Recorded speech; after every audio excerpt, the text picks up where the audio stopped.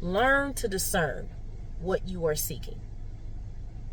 If you don't know what you want or who you are, you fall into the guidelines of confusion. No matter what ratio you may be on, I know a little bit of who I am, but I don't know what I want. I know what I want, but I don't know who I am. All these different aspects of building blocks of ratios and percentages of what you want and who you are still overall will have you into the guidelines of confusion. And when people are confused, when people don't know the answers, when people have problems that they want to solve, people will seek advice. And we just don't seek advice from any and everybody majority of the time. Some of us are like life storytellers to strangers. But most of the time, we are either going to seek wisdom from people of experience or people out of love and loyalty. How many times have we followed advice from people that we love? And because we are loyal to that love, we adhere to what they say. And we place that into our everyday lives in hopes that that will fulfill what we want and who we are. And many times over, we have found that that is not the case. But we still go down the rabbit hole once more. And every subject that you can think of. How many times have we taken advice or wisdom from people who met criteria? They've been married for 20 plus years. They've been single for 10 years. They have been an entrepreneur since 1999. They have had a beautiful, gorgeous, fit body since forever. So I need to follow that because that's going to be my answer to now get into something, the problem that I'm experiencing. And maybe if I got that into my everyday life, it will help me figure out what I want and who I am. Or maybe this problem that I can solve will fulfill what I want and who I am. But we come to find that that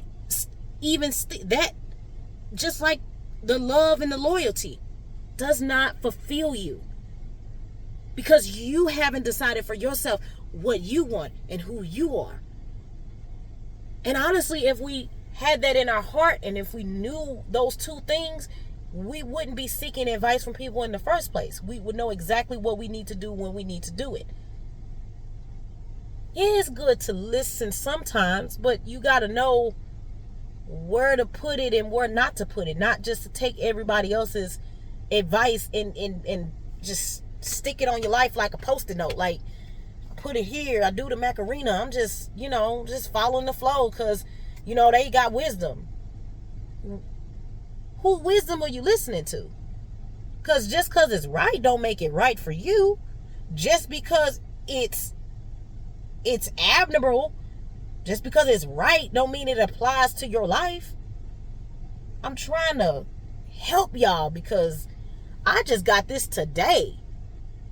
And going back into some of the things that I have decided, the things that I have adhered to my life has been based off of not knowing what I want and who I was. And so many mistakes has been made from that. And I can only imagine what would have happened if I would have continued to do that. Would I pass that down? Generational curses. When does it end? It's something so simple, but yet we make it so complicated. Because if you know what you want and you know who you are, you can put that together and you can live. But unfortunately, we think that life is supposed to be non-problematic. There's no problems that exist. And if it is a problem, I need to find somebody who has dealt with the problem to fix the problem. But problem-solving skills may not apply to your life. Let me make it make sense. Let's talk about the entrepreneur since 1999. You seek their advice, but because you don't know who you are and what you want. You want to be an entrepreneur just like them. Okay, we got that, but you don't know who you are. So now they're giving you advice on how to be deceitful, how to lie, how to hide money from the bank, how to do all these things to get to where they got to. And you now have adhered that to who you are. Or maybe let's do in reverse. You really don't know what you want to do. So you get advice from the entrepreneur. Maybe he helped me figure out. But I know who I am. Okay. At this point, you telling me to lie, be deceitful, do all these things. So now I have to make a conscious decision. Do I alter who I am to get what I want?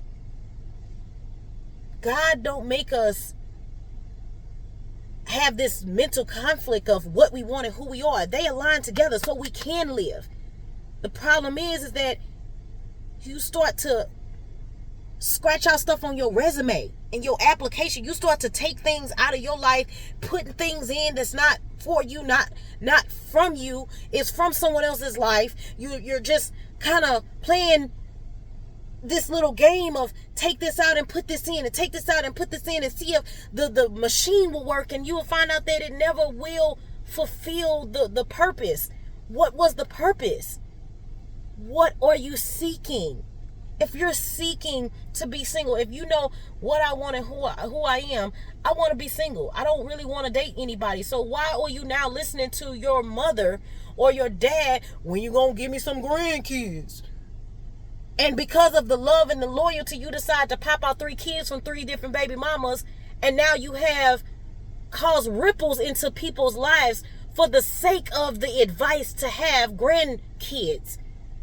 Maybe it's the exact opposite. You want to be in a relationship. You want to be in a good headspace. You want all these things, but yet you constantly keep hearing how you're not equipped to be in a relationship. You're not able to do these things, and you're better off being alone, and you got too many problems in your life to be trying to give this to somebody else. And then the list goes on and on, because that's really a major subject. A lot of people want to portray what you can't do versus what you want to do and what you're capable of, and try to make you weaker than what you really are. And let's not just talk about relationships. Let's talk about parenting. That's another subject. If I'm a parent that don't want to discipline my kids in a physical way, and I really don't know that, you're going to listen to the first person tell you beat, they, or vice versa. You want to beat your kids. This is the way you want to parent. You want to beat. It may not be. I don't know what's right and wrong. That's your right and wrong. But if you decide to beat your kids, and somebody's like, you just need to have love and care and joy, and you follow that advice, and it may not work out for you. That wasn't for you to take on.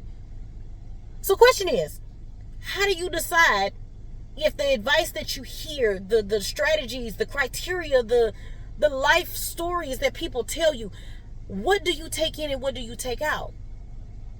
You can't decide that until you decide on what you want and who you are. And if it doesn't align, then you're doing it wrong. You're living wrong. You're not living your life. You're living someone else's.